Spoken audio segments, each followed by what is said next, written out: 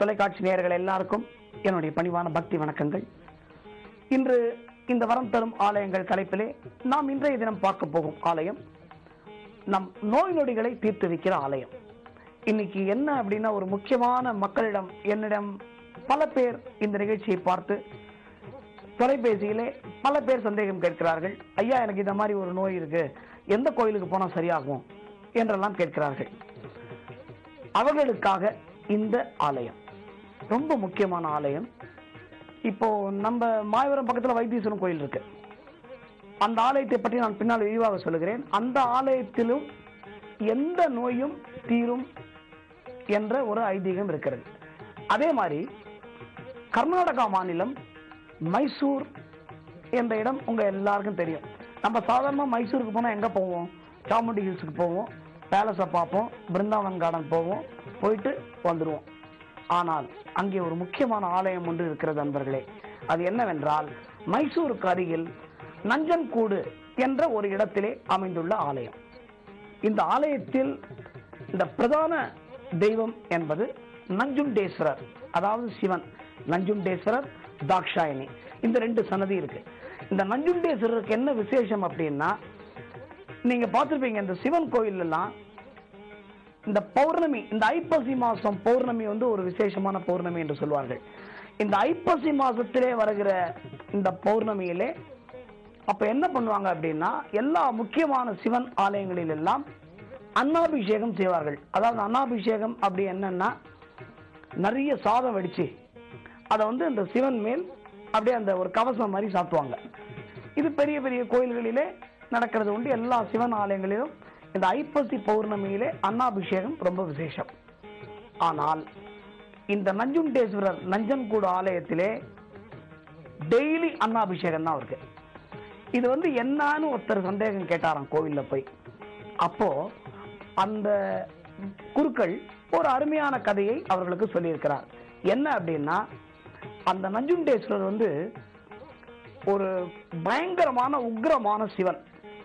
அந்த உக்ரத்தை எப்படி தணிக்கிறது அப்படின்னு பார்க்கும் பொழுதுதான் அந்த சிவனே வந்து அசரீரியில் சொன்னதாக ஒரு ஐதீகம் உண்டு அந்த ஆலயத்திலே. என்ன அப்படின்னா, எனக்கு டெய்லி அன்னாபிஷேகம் பண்ணா என்னுடைய உக்ரம் குறையும் அப்படின்னு சிவனே சொன்னதாக அங்கே அந்த ஊரிலே பேசிக் கொள்கிறார்கள்.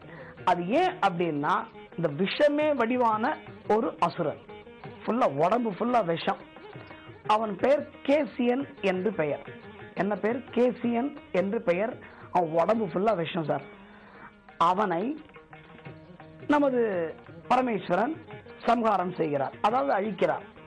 அந்த அழிக்கும் பொழுது என்ன ஆச்சு அப்படின்னா, இந்த விஷம் இருக்கு பாத்தீங்களா, அந்த கோபத்துல இது சிவன் அப்படியே உக்ரமாயிட்டார். அந்த விஷ வடிவத்தினால, அந்த உக்ரமானதுனால டெய்லி அன்னாபிஷேகம் அங்கு நடப்பதாக ஒரு ஐதீகம்.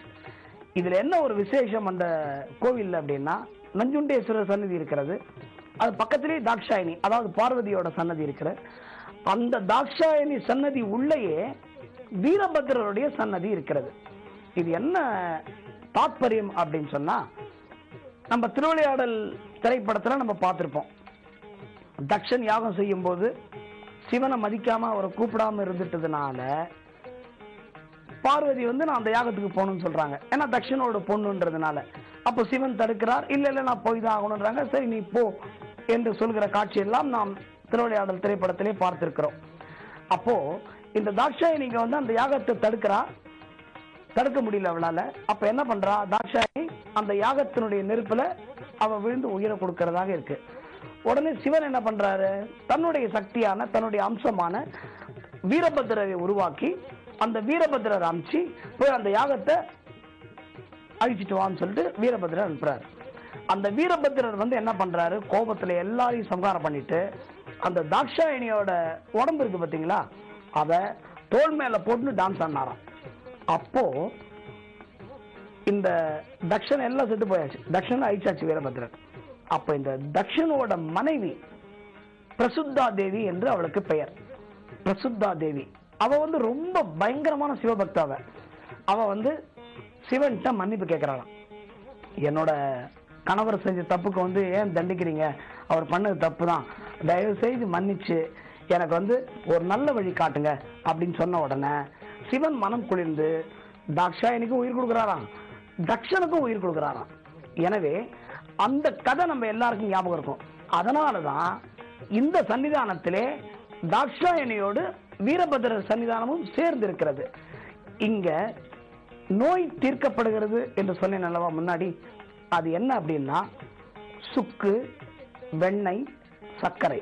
சுக்கு, வெண்ணெய், சர்க்கரை இது மூணையும் சேர்த்து அங்க சுகண்டித சர்க்கரை, சுகண்டித சர்க்கரை என்ற ஒரு மருந்தை நைவேத்தியமாக அந்த சிவனுக்கு படைக்கிறார்கள்.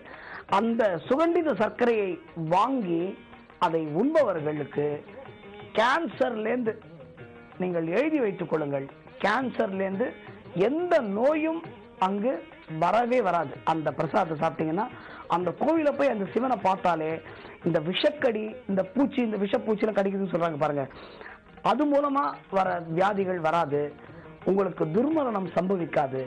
அத மாதிரி எந்த பெரிய நோயாக இருந்தாலும் தீர்ந்துவிடும். எனவே மைசூர் செல்கின்ற அன்பர்கள் பிருந்தாவனத்தை பாருங்கள், எல்லாத்தையும் பாருங்க, என்ஜாய் பண்ணுங்க. அதே நேரத்தில் நஞ்சங்கூடு சென்று அந்த நஞ்சுண்டேஸ்வரர் தாக்ஷாயணியை தரிசித்து விட்டு வாருங்கள் என்று கேட்டுக்கொள்கிறேன். வணக்கம்.